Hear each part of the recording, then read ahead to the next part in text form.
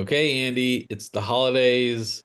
We're a week away from Christmas True. Day. It's true. Many times, you're bringing in the young one today, right? I mean, Yes. Yes. Yes. My picking up the youngest comes last. home. So how's that feel? It's exciting. I mean, it's starting to feel like the holidays. I mean, if you look underneath our Christmas tree, it definitely feels like the holidays right now. But until you have your family together, it doesn't quite like you're not quite there. And there's been so much happening. Work's been busy, life's been busy. I haven't had a chance to really stop and appreciate it. But this last weekend, my wife and I spent some time starting to wrap gifts, and so it's starting to feel that way. I think as my youngest comes home and my eldest is back from his recent trip, like it'll start to feel more Christmassy. So it's a busy time in the Jabor household here in lovely Virginia right now, but I'm looking forward to slowing down, working a little bit lighter days, and enjoying the holidays here for these last 2 weeks of the year, Dave. We always appreciate this time, I think. How about you guys? You guys in it? Yeah, yeah, yeah. We're definitely in it. I would just say enjoy it, Andy, because Yeah, the boys, we have one married now, and yeah, so they're not coming home for Christmas. We're going to go out and see them after Christmas. It's just different. Like you don't have everybody home for Christmas necessarily for the yeah, holiday for any of these holidays now, which is something you definitely we valued a lot, and that was important for us. And it's just different. But again, I've seen some families be like, I no, they need to come to us all the time. They need to come to or no, like if you're a family, you have to make, adjustments and you have to accommodate a lot of different schedules. We have four kids. It's going to be hard to be everywhere to everyone. We're going to hope people come home and visit. And but if not, we're going to go visit them. I think we've just resigned to that. So but it is exciting. It feels really festive now, and the work days at during the day are feel different. yeah. Everyone's kind of like distracted. It's a good feeling, I think. So. It is. I think you're right, Dave. People like you've got to support your kids launching into life. And sometimes that means they're going to go Yeah. places and do things, and like we don't want to like you want to have your traditions, but you also want to be flexible enough to be able to like let your family grow and move forward. So I think it's great. Yeah, it's different. It's different, but it doesn't mean it's worse, like it Yeah, was bad, right? yeah, yeah. So all fun stuff. So it's exciting. And we'll go from there. But yeah, definitely for sure, Andy. So all right, Andy, let's get into some topics. We got some pretty good stuff today. Yeah, Let's start with NFL. Andy, we had really two bad stinkers on Monday. The Falcons survived a Hail Mary attempt by the Raiders to beat Las Vegas, who's just awful at this yeah, point. yeah, Uh, but the Falcons may also be awful. Then they announced, Andy, yesterday that Michael Penix Jr., the rookie from Washington, the yeah. all the source of the drama, the eighth pick. Why would you do that if you just signed Kirk Cousins? He's going to start the rest of the way here. So Kirk Cousins, who's getting a lot of money, has another year left on his contract. Whew, this is going to be interesting. I So mean, I was surprised when I saw the news. I mean, I don't follow Falcons football too closely, so I don't know if there's been, talk of this happening. I know Kirk's hasn't played great, this part no, of the year, but I was still surprised, like when I saw the notification. But I mean, if Penix comes in and plays well, I mean, the Falcons still have a chance at the playoffs, right? 'Cause they still have a chance at the division title right now because that division's, consistently abysmal, which has been my word of the week, by the way. But as they go, Cousins can be unloaded. He's expensive, but there's a lot of teams that could take a chance with 1 year for Kirk Cousins. They could draft a rookie and let Kirk play for a year, and he's still a serviceable quarterback. He's had a rough season, but there's a lot of things you can say, like maybe why that's the case. He's still good, and so I think this might be good for everybody. But I was definitely surprised by the move. yeah, yeah, definitely for sure.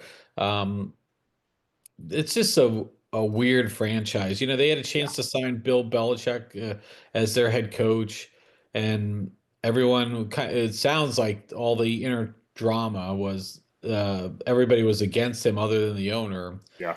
It could have been different with Bill Belichick. I think. I mean, I think they missed a lot of opportunities there, but we'll see from there. The other game on Monday, Andy, was Minnesota 11-2. They just rolled the Bears. The Bears are in a really bad shape ever since that Hail Mary, Andy.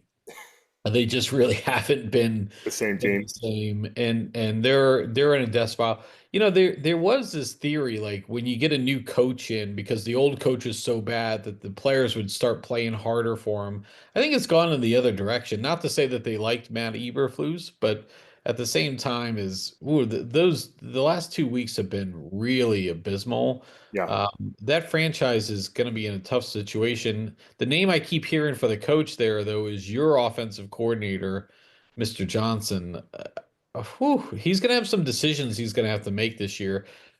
Would you be a head coach, or would you continue to be a really good offensive coordinator? I think, I mean, I think realistically, I think Detroit probably loses both coaches, Dave, in this offseason. If I'm Ben Johnson, I mean, he should have his pick of places, and I can see the excitement of wanting to work with Caleb Williams, but I don't know that he wants to stay in the NFC North. I think, I mean, I don't know if he Yeah. wants to stay there. I don't know if he wants to play the Lions twice a year, and I don't know that he wants to coach Chicago. Like, I think he might want to coach Caleb. I don't know if he wants to coach Chicago. I really think he ends up in Jacksonville. Like, if you can have Trevor Lawrence, you can have a good owner who's been very loyal to his staff, right? I mean, he's really tried to support his staff even through the Urban Meyer, debacle. He tried to be patient. They're going to get a new GM. If that job opens up, I've got to think that's the choice position because the Jags are on the cusp of being good, and you want a great franchise quarterback, and I still think Trevor Lawrence has that potential. I think that's the better choice, and I think then you're in the AFC, you're away from your old team, you're in Jacksonville, not Chicago. So I mean, I don't know. We'll see. I mean, I think Ben John's gonna have his choice of teams. The Giants' job could be opening up. The Raiders' job potentially could be opening up. The Saints' job is open. I hope he doesn't go there because that's a terrible franchise to go to. But there's a lot of options for Ben Johnson and for Aaron Glenn. So I think they're Yeah. both gone. I think they're both gone. I hope he doesn't end up in Chicago. I hope not. I really like that Jackson. Now that you say Jacksonville, that would be a really good location. Yeah, Situation. They've got a new stadium coming in. They're trying to build in Jacksonville because if you've ever gone to a Jacksonville game like I, thinking it's going to be a nice weather day, that upper bowl is awful because it's yeah, scorching hot. There's no coverage. So hopefully that'll work. Okay, Andy, let's look for some games this week. We do have that. It's a Thursday, Saturday, Sunday. yeah, Monday game, and then we have the Christmas day. So tomorrow night we have Denver and LA. Denver, who is in a prime position right now, they're playing the Los Angeles Chargers, who have had a couple bad weeks in a row here, but that'll be an interesting game. And then on Saturday you have Houston at Kansas City, which we don't know, and I highly doubt that Patrick Mahomes is going to play. yeah. Then Pittsburgh versus Baltimore. That's going to be a really good game because that has a lot of playoff implications. The Houston Kansas City game, I mean, if you want Patrick Mahomes to play on Christmas Day against the Steelers, he doesn't play this Saturday. Right. That's my guessing. Yeah, I mean, you've got to take care of the NFL's star player, right? And the Chiefs, who are, like we've been saying all season, they're like teetering on not being good. Like they need Patrick for the playoffs. You don't want to take a chance and get him hurt. Like they can afford to take a loss, right? They still, I think, 2 games ahead of the Bills. Like they can take a loss if they need to. And I can't remember their backup is today, but they can still win a game potentially. So I think he does rest, but it is a full season of football right now. I mean, it's a holiday NFL time for sure. So there's a lot to look at, including some good teams, including some good games, and including some really bad teams. Yeah, yeah. Yeah, so it's gonna be a good time, and then we've got the Sunday games and Monday. It's gonna be an action-packed time around here, Andy. And then we're gonna talk on this is earmarked for Friday, but we're gonna talk college football playoffs Yeah, Friday. It's gonna be I'm so excited for this weekend. It's gonna be quite amazing. So a lot of good stuff happening. yeah. I hope I can survive my marriage with all the football we I watch, hope you but can too. yeah, but Your wife has been patient, Dave. I'm sure she'll survive this with you. yeah, 26 years. Oh my Yeah, God. Jeez. yeah. 26 years. You and I both, we're 26, aren't That's we? right. That's right. Yeah. All right. All right, let's wrap up that and we're gonna move to another topic here. Oh, we didn't do our top five Dave, bottom yeah, we didn't do our one. top five. Oh, good. What are we doing here? What are Yeah, we I'm doing? sorry, Andy. My apologies. I forgot Yeah. about that. Let's go. Where are you going with your top five? I'll keep it simple for you, Dave. Minimal changes on my end. I've got the Chiefs in at 5. I moved them down a spot. I've got Green Bay in at 4, keeping the Detroit Lions at 3. scared for them as with the injuries. I mean, David Montgomery now also out. I mean, I'm worried about my Detroit Lions, but I'm keeping them at 3 for right now. Buffalo 2, and Dave, the best team in the NFL right now, the Philadelphia Eagles, getting hot at the right time. Philly Buffalo looks like a very possible Super Bowl. Hoping Detroit can get in there, but those two teams might clash so that Buffalo can lose to the last team they haven't lost to in the Super Bowl. Jeez, oh Pete, I tell you what, this is gonna be a crazy. Wouldn't it be crazy? All right, I'm gonna go. I'm Andy. I'm moving Buffalo up to my number one. Yeah, That team looks really, really good. I like the Eagles at number two, but I'm a little nervous. I just there's just something that could go wrong with them. I just don't have 100% confidence in them, but we'll see. I mean, Hurts had a really good game last weekend, so we worked through there. Andy, I'm going to keep your Lions. I'm going to keep the Lions at three here. I know it was a bad loss last week in terms of how many points they gave up, and of course, losing some key players, but they still put up a lot of points last week, Andy. They just got to get if they can get a little healthier or find a little bit more in them, it'd be good. I'm going to go with Green Bay there, Andy. Then I'm going to go with the Minnesota Vikings. I don't want to be a believer, but I have to be a yeah. believer.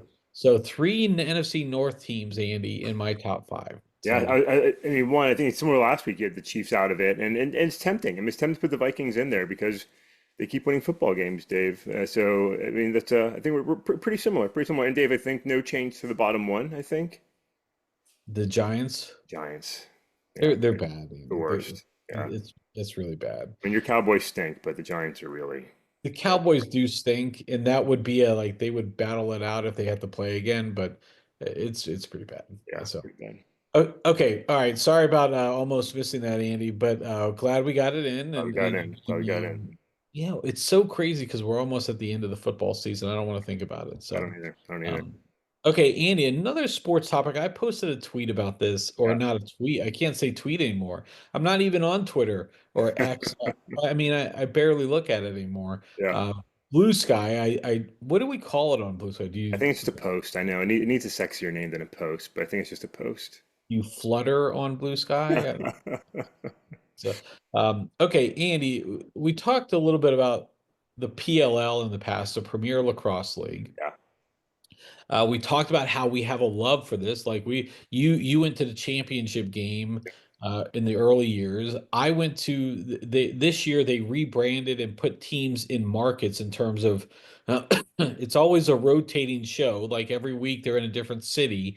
They didn't have us affiliated with regions or cities before, but until last year. So we have the Carolina Chaos, and I went to the game in Carolina. I thought it was a great fan experience. They did a really nice job. I was very um, appreciative of what the league did, but there's still these like undercurrents of like, is this league a real league yeah, or not?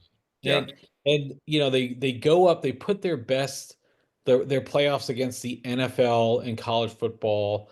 That's a really bad losing situation. And I don't care what people will say about how many hits or influencers are talking about them on social media. The reality is you can't win that battle, yeah, especially when you have a championship game during some great NFL games.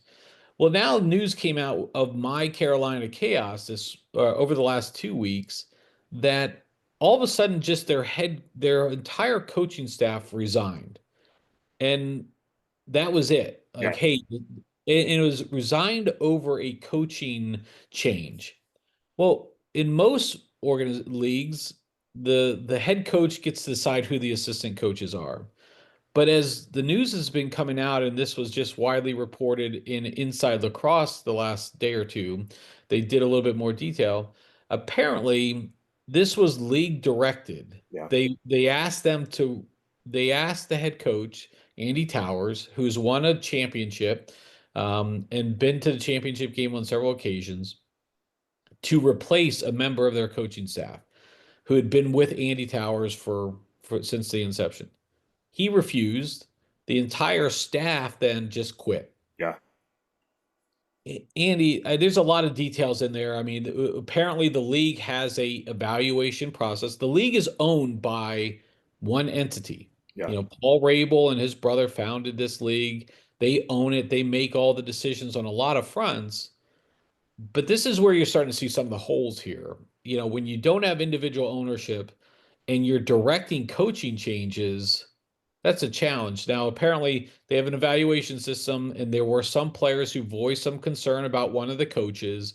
And so the league went to Andy Towers and asked them to consider a coaching change. Andy refused. He tried to negotiate a like one more year type of thing. Yeah. It didn't quite work out. So I'm getting way too into the details, Andy. But where I know I sent this to you yesterday. I know you looked at it. What are your thoughts here on this one? Yeah, so I mean, I think you hit a key point there in that the PLL, it's centralized ownership. I mean, Dave, generally speaking, I'm against centralization, right? Give people authority and decision making at the lowest level possible. It applies to politics, it applies to sports, right? And so, the Rabel brothers, like credit them for creating the league, for bringing talent in, for doing something fun, and for being very good lacrosse players, right? But you can't center your decision making at the top. It doesn't work well. It doesn't create a team atmosphere. It doesn't create this kind of league that you want to see. I mean, there's a reason why all the other sports do it the way they do. And I know you don't want to just follow along, but at the same time, like sometimes it just makes sense. And you got to give coaches and teams like ownership of what they're doing. There's going to be disgruntled players. Like that's going to happen. That's for the coaches and the ownership to work out. But again, the PLL franchises, they're not really, centralized the way that the other sports leagues are. And maybe there's some economic reasons for that. Maybe they're trying to just get it off the ground successfully. There might be a lot of situations I don't appreciate, but the idea is sort of, you know, headquarters making this decision, asking for a change, coach saying no, and then making the change. It's ugly. I Yeah, think the response from the chaos, who they are very good. I got to see them win the championship. I attribute that to their amazing goalie at the time, who just played a yeah, phenomenal game. But it's kind of a dramatic response, like everybody protesting and stepping down. It doesn't look good for the league. It doesn't look good for the team. I don't think it sits well. They've got to fix it. It's just a messy, I would say immature, situation that shouldn't be. So really, PLL should step away and reflect on this whole thing and like, how do we get to be a serious, mature league? Because it's a great game, and I think America could embrace it, but you got to sort of mature a little bit here. And right now, the soup's still a little cold, Dave. well, I think the problem with having the centralized ownership too is it's too scripted, right? It Yeah, feels scripted. Everything is like based on like, and I get it. Like you want to use analytics, you want to use data, you want to hear the players because in the old league, the Major League Lacrosse, um, there was a lot of challenges. The players weren't being heard by ownership. And they're trying to centralize that and make but this is a problem. I think this is what's going to hold the league back because when you have all the decisions being made from the center, like, and you can't like trades feel fake, and it yeah, all seems like towards the power of the player. And then you put the coaches in a weird position like this. Whereas we don't know if it was one player who complained or 15 players who complained. The reality is like when you have these decisions being made like this, it feels too scripted, yeah, it feels too forced. And until like you do need to decentralize that part. The teams need to be owned. And I get it that you run the risk of then some owners may not want to spend money. They may do things differently. I get it. But I mean, at the same time, this feels like it's just too much of a junior league yeah. type of thing. It's Yeah. not like for all the good things that they've done, it just still feels a little amateurish still. It does. And they need to get to, local ownership there because that's my dream is to own a sports franchise. Man, I'd Yeah. love to own a PLL franchise one day, right? So Yeah, so we'll see how this plays out. They have their big sixes coming up. I think there's sixes championships that come up in February. I'm sure yeah, that'll do well, and I'm sure people will attend. Again, we got to put into perspective like like the attendance, like is 2,000 people really worth all the stuff that they put into it?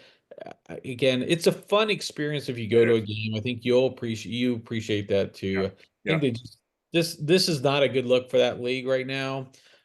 So it'll make fascinating times for there. Andy, moving on to some other topics here on a Wednesday. yeah.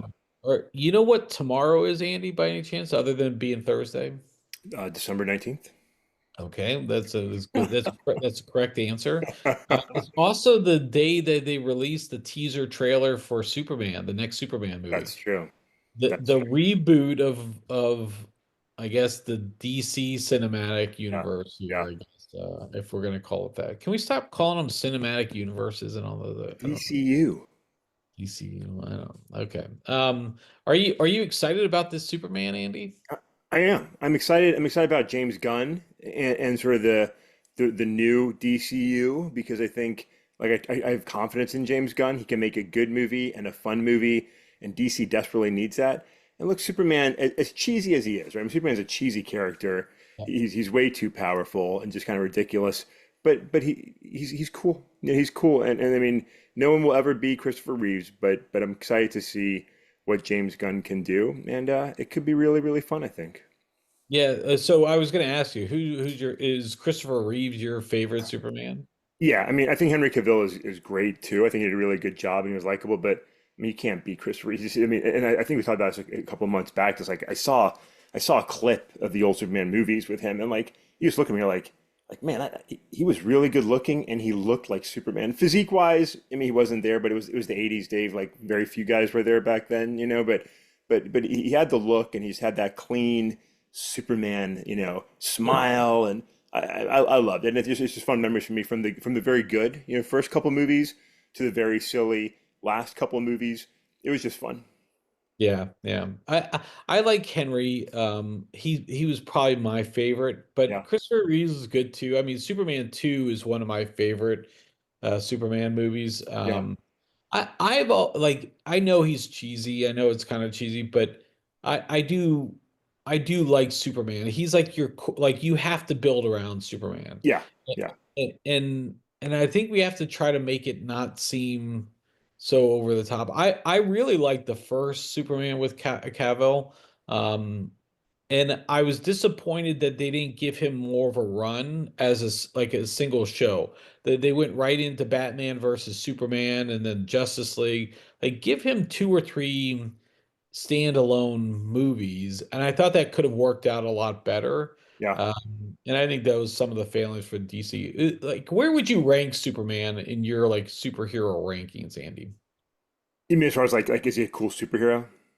Yeah, like is he one of your favorites or is he a cool like Yeah, when it's you just think like so about your many memories of enjoying him. I mean, growing up, like there was a big DC reboot when I was a younger comic collector. The first time that they did Crisis, and they sort of like ended the mess of the DC comics and recreated. And they brought in some incredible talent, relaunched the comics, and like there's an artist that I really enjoy, and he was the writer and the artist, and like he drew and wrote a great Superman story.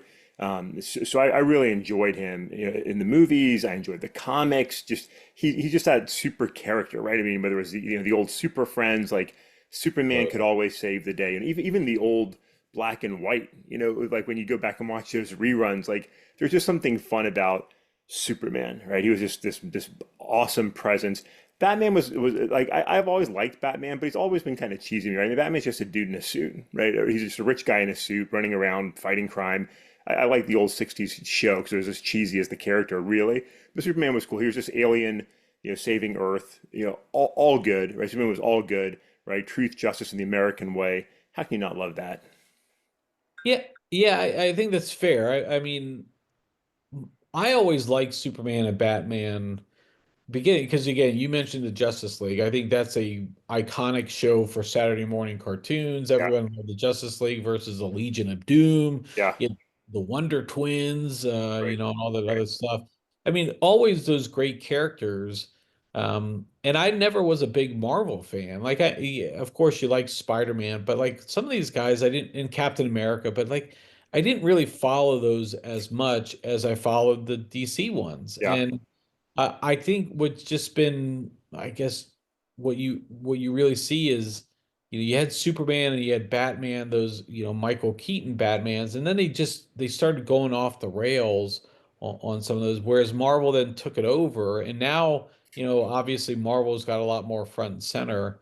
I hope they pull this off with Superman because I do feel like, but I hope they just try to keep it like just tell a fucking good story. Don't worry about how it's going to play in 10 movies down the line. And this one nugget you drop in this episode, this movie is going to play a part in yeah. movie 10 down the road.